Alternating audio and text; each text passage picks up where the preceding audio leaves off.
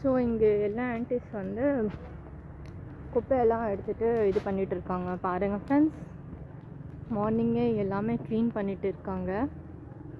இப்படி இருக்குது.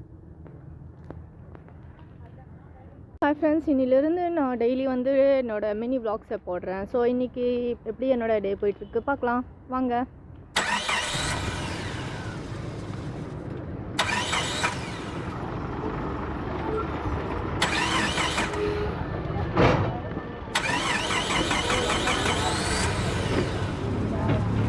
So friends, கிளாஸ்க்காக நான் பஸ்ஸில் வந்துட்டேன்.